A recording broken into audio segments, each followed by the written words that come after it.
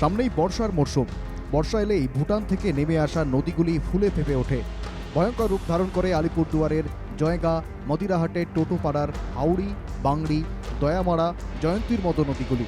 বর্ষার সময় নদীর জলের তলায় চলে যায় রাস্তা, জলে ভেসে যায় বহু ঘরবাড়ি। পড়াশোনা, চিকিৎসা ব্যবস্থার মতো যে কোনো প্রয়োজনে ভরসা মাদিরাহাট। কিন্তু বর্ষার সময় বিচ্ছিন্ন হয়ে যায় যোগাযোগ ব্যবস্থা। তাই বর্ষা এলেই আতঙ্কে দিন কাটে টোটোপাড়ার বাসিন্দাদের। বর্ষাকালে যেমন বৃষ্টিপাত হবে সেই মতন রাস্তার মধ্যে জল বেরিয়ে যাবে। যাতায়াতের তখন যাওয়া আসা বন্ধ হয়ে যায়, রাস্তা থাকে না।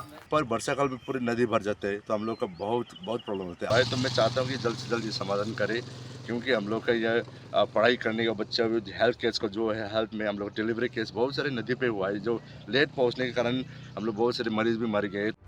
মার্চ মাসে টোটোপাড়া এসেছিলেন রাজ্যপাল সিবি আনন্দ বোস। এই বিষয় নিয়ে প্রতিবেশী দেশের সঙ্গে আলোচনার জন্য প্রধানমন্ত্রীর সঙ্গে কথা বলবেন বলেও আশ্বাস দিয়েছিলেন তিনি। Important matters dealing with other countries will be dealt with in a diplomatic way by the Honorable Prime Minister and the External Affairs Ministry. We have a strong ministry. India knows how to deal with our neighbors and keep up the friendly relations with all of them. বিধানসভায় ভারত ভুটান যৌথ নদী কমিশনের প্রস্তাব আগেই পাশ হয়ে গিয়েছে। রাজ্যপালের আশ্বাসও পাওয়া গিয়েছে, কিন্তু কাজের কাজ কিছুই হয়নি। আলিপুরদুয়ারের বিধায়ক সুমন কাঞ্জিলালের অভিযোগ, বিধানসভায় সিদ্ধান্ত হলেও বিজেপি বিধায়করা এই বিষয়ে কোনো আগ্রহ প্রকাশ করেনি। যে গত বছর এটা নিয়ে বিধানসভায় রীতিমতন রেজুলেশন বা প্রস্তাব পাশ হয়েছে, এখন এই গোটা বিষয়টির গুরুত্ব সবার বোঝা উচিত।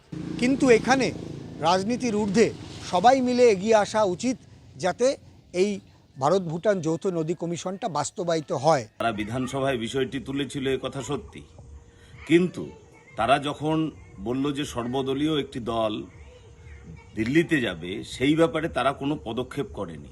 শুধু মুখে বললে হবে, রাজনীতি করার জন্য এরা ভারত ভুটান নদী কমিশনের কথা বলে। এখন দেখার ভারত ভুটান যৌথ নদী কমিশন নিয়ে কাজ কতটা অগ্রগতি ঘটে। আলিপুরদুয়ার থেকে সুদীপ ব্যানার্জি, NK TV বাংলা।